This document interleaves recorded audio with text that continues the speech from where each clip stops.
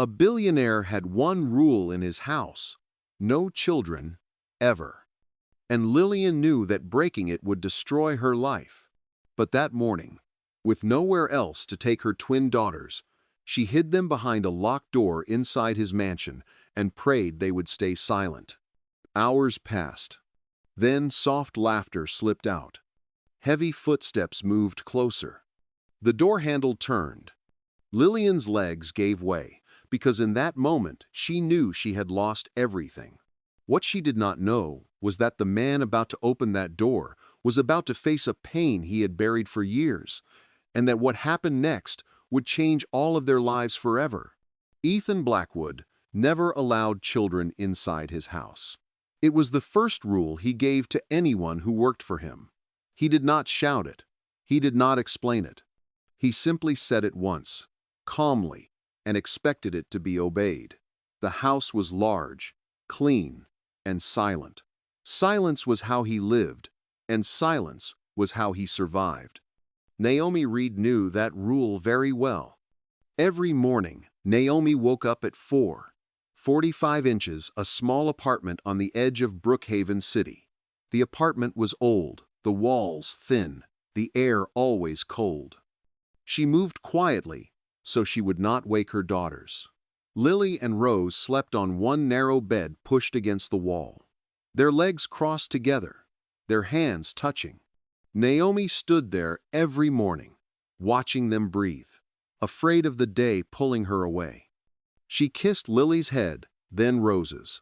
"I'll be back," she whispered.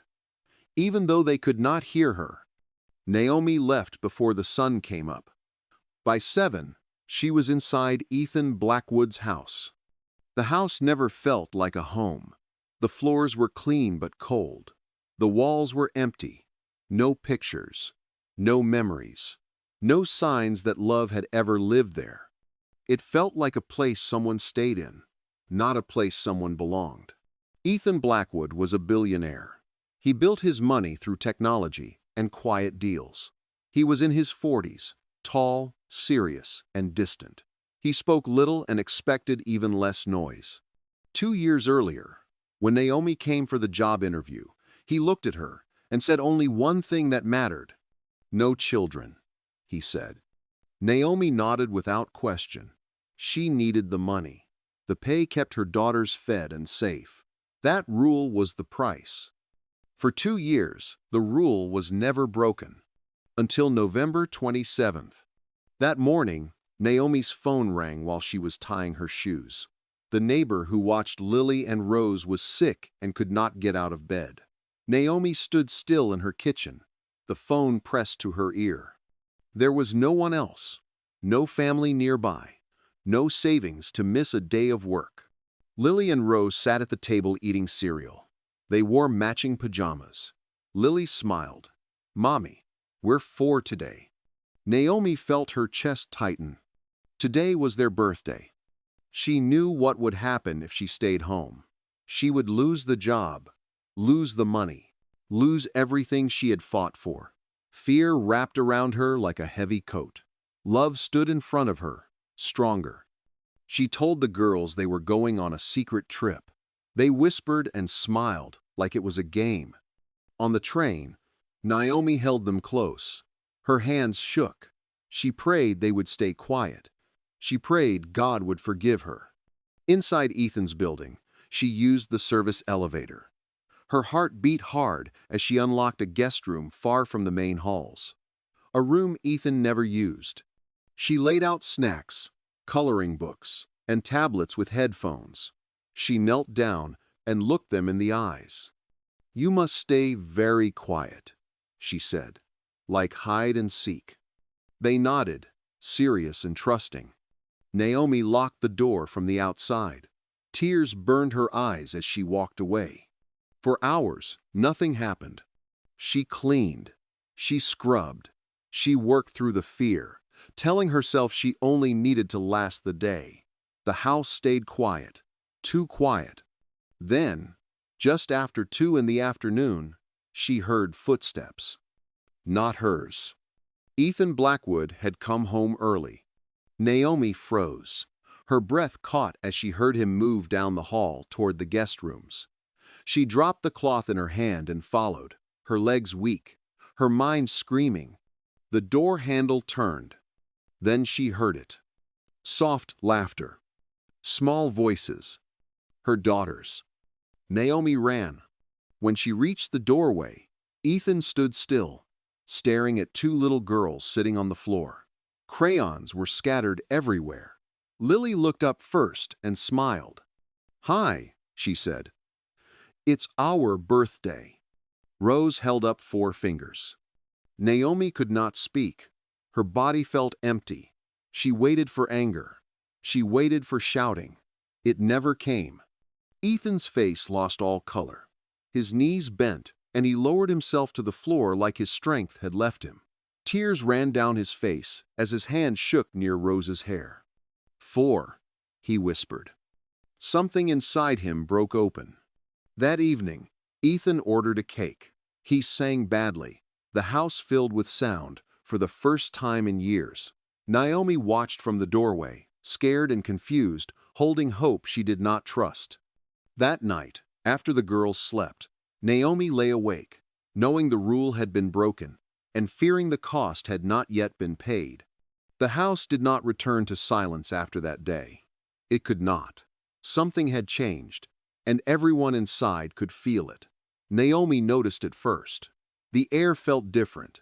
The rooms no longer felt empty. Even when Ethan was not speaking, his presence no longer felt sharp. It felt unsure, like a man learning how to stand again. The next morning, Naomi came to work early. She did not bring Lily and Rose. She expected Ethan to act like nothing had happened. She expected distance. Instead, when he walked into the kitchen, he paused. "You can bring them," he said, "when you need to." Naomi nodded, but fear did not leave her chest. It only changed shape. Over the next weeks, Lily and Rose came often. They sat on the floor with Ethan while he worked on his laptop. They asked questions. They laughed. They pulled at his sleeves. At first, he did not know what to do with them. His hands stayed stiff at his sides, but slowly, he let them closer. He read them stories in a low voice. He let them color beside him. Sometimes, he just watched them, quiet and still, like he was afraid the moment would disappear if he moved too fast. Naomi watched everything. She told herself she should feel grateful. The girls were safe. They were happy.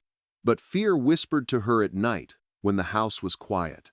Fear reminded her of the power difference. Fear reminded her that rich men did not lose. Her sister Mara came to visit one evening. Naomi did not plan it. Mara showed up unannounced, her eyes sharp, her voice low. "You're trusting him too much," Mara warned. "Men like that don't do things for nothing." Naomi tried to argue, but the words stuck in her throat. After that, Naomi started noticing small things. Questions Ethan asked about school. Papers on the desk. A card from a child doctor.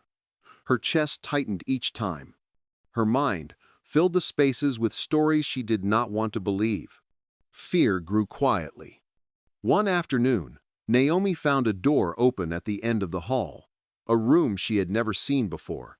Pink walls, 2 small beds, names painted carefully above them, Lily and Rose. Naomi could not breathe. Her hands shook as she stepped back. Her mind screamed danger. She did not wait for answers. She did not wait for truth. Fear made the choice for her.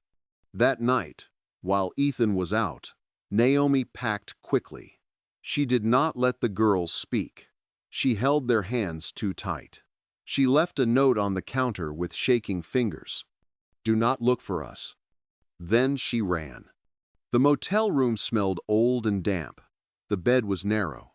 Naomi lay between Lily and Rose, her arms wrapped around them like a wall. The girls whispered questions she could not answer. Naomi told them everything would be fine, even though she did not believe it. Back in Brookhaven, Ethan came home to silence. The note waited for him. He read it once, then again. His knees gave out, and he sank to the floor. The house felt empty again, but worse than before. Days passed. He did not eat. He did not sleep. He called Naomi, again and again until the phone went dead. He drove through neighborhoods he had never seen, hoping to find her by chance. Nothing. At night, he sat in the nursery. He touched the beds. He whispered names that hurt to say. Lily, Rose. Same names. Same birthday. November 27th. Weeks later, he found her in a different city. When Naomi saw him step out of the car, her first instinct was to run, but his face stopped her. He looked thinner, older, broken. 5 minutes, he said quietly. They sat across from each other in a small coffee shop. Naomi crossed her arms tight. She told him to speak. Ethan told her everything. About Hannah, about the twins he lost, about the pain that closed his heart. He told her the nursery was not a plan to steal. It was a door he could finally open again. Naomi covered her mouth. Tears fell before she could stop them. Fear loosened its grip, slowly, painfully. I was scared, she whispered. I know, he said. So was I. That night, Lily and Rose ran into his arms. He held them like they might vanish. Naomi watched, her heart breaking and healing at the same time. And for the first time since she ran, she did not feel alone. The days after Naomi and the girls returned moved slowly. No one rushed. No one pushed. It felt like everyone was afraid that one wrong step could break everything again. Naomi woke each morning expecting fear to grab her chest the way it used to. Instead, she felt something quieter. Not peace yet, but space where peace could grow. Lily and Rose slept through the night again. They laughed more during the day. They stopped asking if they would have to run away again. They stayed close to Naomi, but their shoulders relaxed. The fear in their eyes slowly faded. Ethan changed too. He no longer hid behind silence. He came home earlier. He sat on the floor with the girls and let them climb over him. He listened when Naomi spoke, not like a boss listening to a worker, but like a man who truly cared. He did not demand trust. He waited for it. Naomi kept working by choice. She needed to earn. She wanted her daughters to see strength. Ethan never argued. He respected her pride, even when it scared him that she carried so much alone. At night, when the girls were asleep, Naomi and Ethan talked quietly. They talked about fear, about loss, about what love meant when both people were already broken. They did not promise forever. They promised honesty. One evening, Ethan asked Naomi to walk with him through the house. They stopped at the nursery door. The room no longer felt heavy. It felt calm. Ethan told her about Hannah, about painting the walls, about choosing the names. Naomi listened with tears in her eyes. She finally understood. The room was not a threat. It was a place of pain turned into hope. Months passed. Winter gave way to warmer days. Lily and Rose started school. Naomi found better work, closer to home. The house changed with them. Pictures appeared on the walls. Drawings covered the fridge. Shoes rested by the door. The house no longer felt empty. It felt lived in. One evening, Ethan stood in front of Naomi with shaking hands. He told her he loved her, not because she saved him, but because she stood strong even when fear tried to crush her. Naomi cried when she answered. She told him she loved him too, but love scared her. Losing scared her more. Ethan made one promise. He said he would never use his power to hurt her. He said he would never hide the truth. Naomi did not ask for more. That promise was enough. On a warm morning near the park, Naomi stood in front of a mirror holding a small bunch of wild flowers. Her dress was simple and white.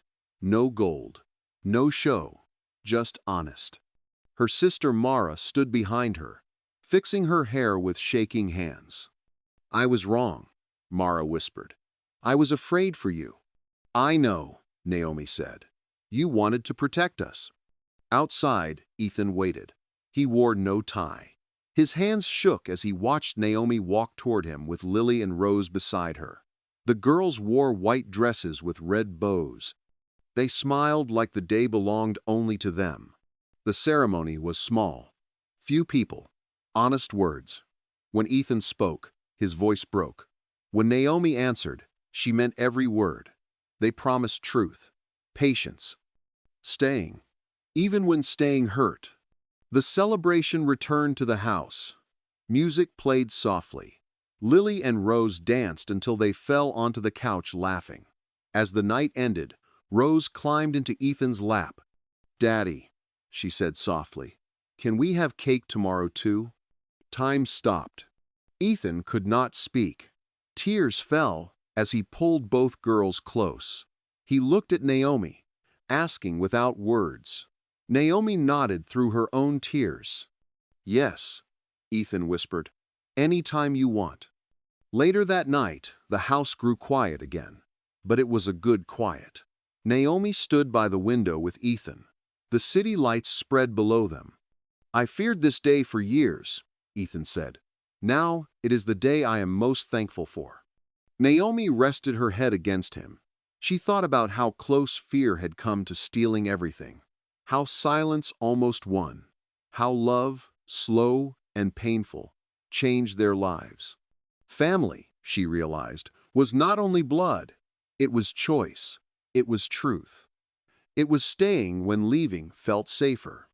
In the other room, Lily and Rose slept safe and loved. The nursery door stood open, filled with light instead of loss. And for the first time in a very long time, Naomi Reed was not afraid of tomorrow. Dear viewers, this story is not just about a billionaire, a maid, or two little girls.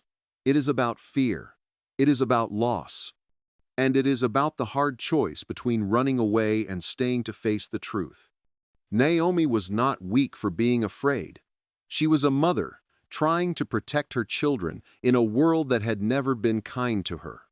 Fear told her to run, because running felt safer than trusting someone with power over her life. Many of us have made that same choice before. Ethan was not cruel for setting rules or closing his heart. He was a man carrying pain so deep that silence felt like the only way to survive. Losing his wife and unborn children broke him in ways money could never fix. And when life gave him a second chance, fear almost made him lose it again. This story reminds us that fear can sound like wisdom, but it can also blind us. Silence can feel safe, but it can destroy what honesty could heal. Love does not arrive loud or perfect. Sometimes it comes slow, painful, and unsure, asking us to trust even when our past tells us not to. Family is not only blood. Family is choice. It is truth. It is staying when leaving feels easier. It is holding on, even when your hands are shaking. If this story touched your heart, please like this video, subscribe to the channel, and share it with someone who needs hope today. Tell us in the comments where you are watching from and what this story taught you about fear, love, or family. And now, let me ask you 3 questions. Was Naomi right to run when she found the nursery, or should she have stayed and asked for the truth? If you were Ethan, would you have opened your heart again after such a deep loss? And what does family mean to you? Blood, love, or the people who choose to stay? We will be reading your thoughts because your voice matters.